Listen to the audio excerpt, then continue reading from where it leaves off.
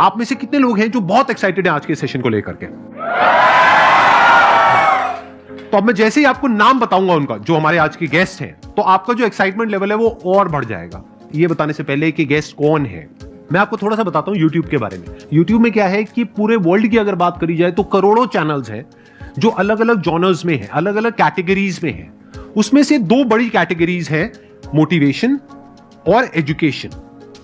पूरे वर्ल्ड में जो वर्ल्ड का नंबर 1 मोटिवेशन चैनल है वो मेरा है, और जो वर्ल्ड का नंबर 1 एजुकेशन चैनल है किसी इंडिपेंडेंट क्रिएटर का, वो उनका है, जो कि हमारे गेस्ट हैं। उनके 17 मिलियन से ज्यादा सब्सक्राइबर्स हैं। Please give an energetic and warm welcome to the one and only Khan sir.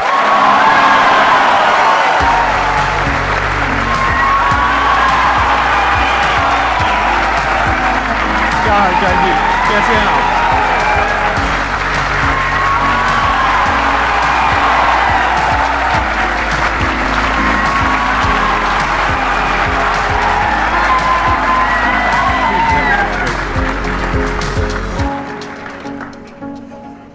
इससे पहले कि ऑडियंस आपसे कुछ पूछे या इंटरेक्ट करे, मेरे माइंड में एक क्वेश्चन है आपके लिए जी।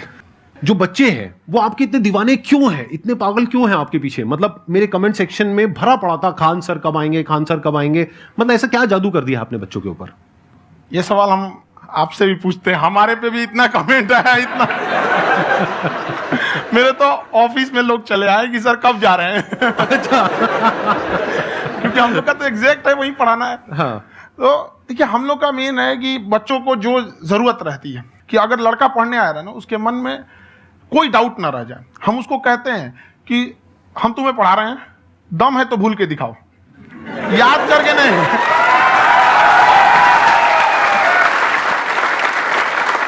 प्लस आप जिस प्राइस पॉइंट पे पढ़ा रहे हैं, आई थिंक वो सबसे कम है, वो बहुत ही कम है। सर ये जो फीस का कल्चर है, ये हमारा इंडियन कल्चर नहीं है।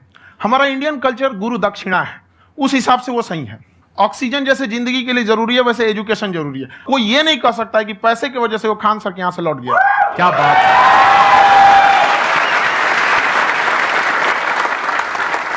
मैंने देखा कि आपका ये जो चैनल है कि ये पिछले 3 साल के अंदर अंदर ही ग्रो किया है। हमको जब चैनल शुरू हुआ तो एक दिन में हम 4-5 वीडियो बनाए। एक हमको कुछ आता, आज भी नहीं आता इतना, तो हम देख के कैमरा उमरा तो हम कंफ्यूज हो गए, बाप रे। तो हम एक ही दिन में वीडियो शूट किया, पढ़ाने वाला टॉपिक था हमको। उसके बाद कभी वीडियो नहीं, 6-7 वीडियो एक ही बार शूट कर लिए। और एक जो थे जिनका कैमरा वगैरह था, मेरे पास कैमरे भी नहीं थे उस टाइम, और कैमरा 35,000 का था, तो 6 महीना इसी में लग गया, जो 35,000 इसी में फंस जाएगा। तो उनके कैमरे से शूट किए, उन्होंने कोई चार्ज लिया, उसके बाद हम छोड़ ही दिए। लॉकडाउन लगा, तब हम कहें आप कैसे पढ़ाएंगे, वो तो 1 दिन 2 दिन करते करते अचानक लंबा हो गया। तब हमको याद आया कि ओहो, मेरा एक चैनल भी है वहां पे। तो उस समय उस पर लगभग 30,000 सब्सक्राइबर हो चुके थे। तो जैसे लॉकडाउन लगा तो उस पर पढ़ाना चालू किया, और पता नहीं क्या लोगों को पढ़ाई में इतना इंटरेस्ट आ गया कि आपका स्टाइल ऐसा है थोड़ा सा, आप आई थिंक पढ़ाई के साथ साथ में जो बीच बीच में आप थोड़ा बहुत छोड़ते रहते हैं ना, मतलब जो एंटरटेनमेंट चलता रहता है। ये बात हम देखिए, जब हम गुलाम थे ना, तो अंग्रेजों ने एक चाल चला था कि भारत को हम फिजिकली गुलाम रखेंगे 100-200 साल, मेंटली 1000 साल कर देंगे। उन्होंने पढ़ाई का मॉडल चेंज कर दिया। उन्होंने ऐसा डिजाइन किया कि टीचर की रिस्पॉन्सिबिलिटी है वो पढ़ा के चला जाए। टीचर की रिस्पॉन्सिबिलिटी यहां खत्म नहीं हो जाती है। पढ़ाना तो कोई भी पढ़ा सकता है, टीचर की इससे बड़ी रिस्पॉन्सिबिलिटी होती है उसे समझाना। वो समझा कि नहीं समझा।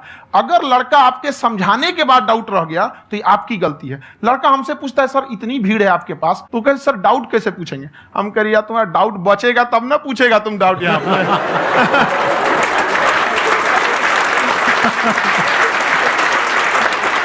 कॉन्फिडेंस नेक्स्ट लेवल है खान सर का, मानना पड़ेगा। और शायद यही वजह है इनकी जो ग्रोथ है उसका। किसी ने शायद सपने में भी नहीं सोचा होगा कि पिछले 2 साल के अंदर अंदर जो आपके चैनल की ग्रोथ हुई है, जैसे आप खुद ही बता रहे हैं कि लॉकडाउन के टाइम पे आपके 30,000 के करीब सब्सक्राइबर्स थे, आज की डेट में 17 मिलियन है। और मेरा एक क्वेश्चन और है, इससे पहले कि ऑडियंस में से आपसे कोई क्वेश्चन पूछे, कि कई बार आप ऐसे भी टॉपिक्स टच करते हैं जो थोड़े से कंट्रोवर्शियल हैं या थोड़े से सेंसिटिव हैं, जिसके ऊपर बात करने की हिम्मत आई थिंक बहुत ही कम लोगों में है। तो आपको कभी ये नहीं लगता है कि कहीं ज्यादा तो नहीं हो रहा है, इसको थोड़ा रोक देते हैं, थोड़ा कम कर देते हैं? क्योंकि कोई लाइन ही नहीं है वैसे तो बोलने को, तो आप कुछ भी बोल दो, कितना भी बोल दो। हुई है कंट्रोवर्सी बहुत बार। एक्चुअली बचपन से हमको फौज में जाना था, और फौज वालों के लिए ये सब मायने नहीं रखता। उसको करना है मतलब करना है, तुम सामने कुछ भी रहो, डजंट मैटर।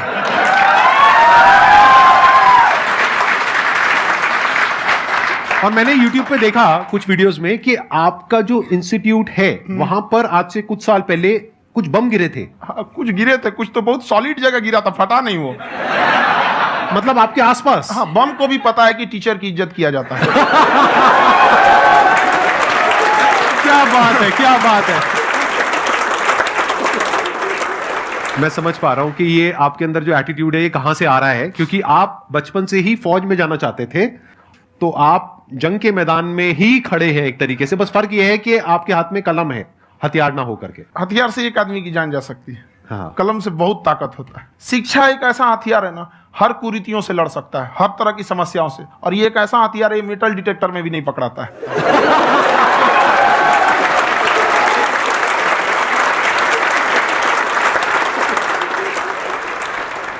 मेरा क्वेश्चन ये है कि अभी प्राइवेट ऑर्गेनाइजेशंस में पीटने का, पनिशमेंट का ये सिस्टम जो है खत्म हो गया है। हम आपके वीडियो में देखे हैं सर कि आप एक बड़ा सा रोल रखे रहते हैं, पुलिस वाला लाठी है वो, पुलिस वाला लाठी है, और स्टेज पे बुला के बच्चों को उसी से धुनाई शुरू कर देते हैं मस्त एकदम से, है ना। तो सर मतलब कि बच्चे मतलब कि डरते नहीं है आपसे, और इस तरीके से कैसे कनेक्टेड हैं आपसे, है ना। और एक और क्वेश्चन सर, यूपीएससी का जो आप अपना बैच स्टार्ट करने वाले हैं, ठीक है, उसके बारे में बताइए सर, क्योंकि मुझे मतलब कुछ इशू करना है सर, ठीक है। और संदीप सर को देख लिए, मेरा तो वैसे ही हो जाना है।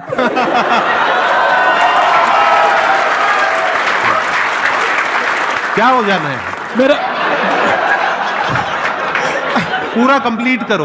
I'll be an IAS officer next year because I have seen you, sir. My day is like complete, sir. All the best. Thank you so much, sir. Thank you. पूरा बोला करो। Thank you.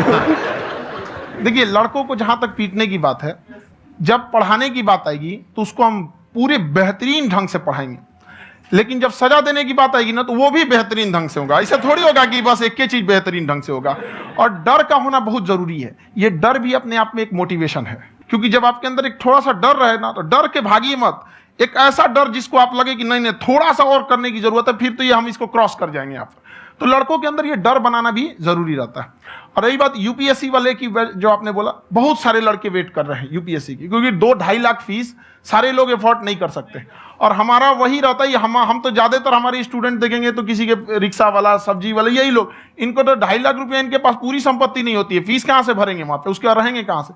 तो all over India से, कश्मीर से कन्याकुमारी तक, गरीब से गरीब भी लड़का उसको पढ़ सकता है। यही कुछ 1000 रुपये मंथली, 12-14 हजार साल का पड़ेगा, खत्म हो जाएगा इतना में।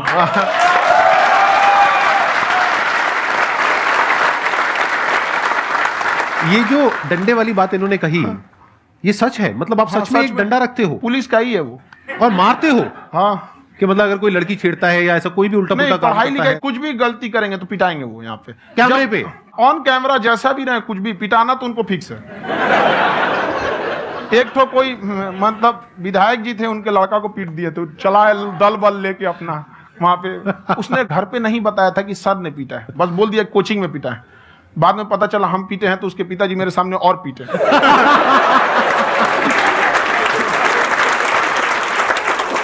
सर, आपका सबसे बड़ा डर क्या है आप दोनों का? फौजी को डरे नहीं लगता है, बाकी अफसर से पूछिए। आज के सेशन से पहले कोई डर नहीं था, लेकिन अब मुझे इनकी डंडे वाली कहानियां सुन करके डर लग रहा है कि कहीं मैंने गलती से कुछ बोल दिया और इन्होंने कहीं पीछे कुछ रखा हुआ है, और यही आ करके अगर इन्होंने मेरी पिटाई कर दी तो बहुत बुरा हो जाएगा। तो इसलिए हमको थोड़ा डर लग रहा है।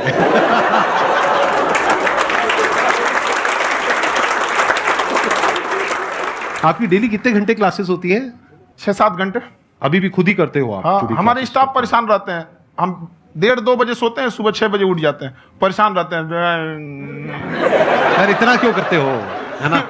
कभी तो उनको भी साथ साथ लगना पड़ता है ना? उनको साथ साथ लगना पड़ता है। हम जग गए तो कोई सोया थोड़ी रहेगा, परेशान रहता, दिन में सोते ही नहीं है बेचारा, कहीं कहीं जाके सोते रहता है। तो हम सीट बांध दिए कि भाई तुम इस समय सो जाना, तुम इधर सो जाना। आपकी शादी हो गई या नहीं हुई अभी? मेरी खुशहाली देख के आप आइडिया लगा सकते हैं।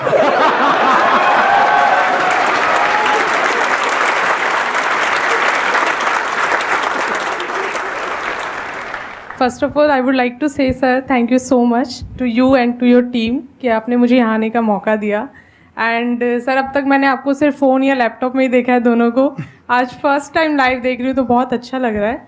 तो मेरा क्वेश्चन ये है सर आपसे जब हम लाइफ में कोई डिसीज़न लेते हैं कि हमें ये पर्टिकुलर चीज़ करनी है, और क्योंकि हम डिसीज़न लेते हैं तो हमारी आदत है कि पहले हम 4 लोगों से पूछते हैं कि तू बता तेरी क्या राय है, तू बता तेरी क्या राय है।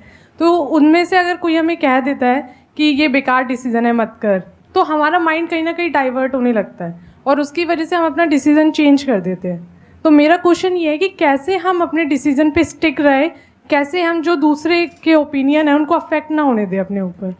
दूसरे से सलाह लेने से पहले एक बार खुद उस पर रिसर्च कर लेना चाहिए, ताकि आप सामने वाला क्या सलाह दे रहा है आपको समझ में आना चाहिए। यहाँ पर ऐसा नहीं है कि कई बार ऐसे होते हैं कि दूसरे वाले को एक्सपीरियंस होता है, तो अगर आपको पहले से आइडिया है, उसके बारे में आप बेहतरीन ढंग से रिसर्च किए हैं कि क्या इसमें प्लस पॉइंट है क्या निगेटिव है, उसके बाद आप किसी से सलाह लेने जाइए। ये नहीं कि मन में आया सीधे बताओ, गड़बड़ा जाएगा। तो वहाँ पे पहले आपको R&D करना पड़ता है, समझ में आया कि नहीं। और जिंदगी हो या गाड़ी, जीतेगा वही जो टाइम पे गियर चेंज कर रहा है। तो डिसीजन चेंज करना बहुत ज़्यादा गलत नहीं है।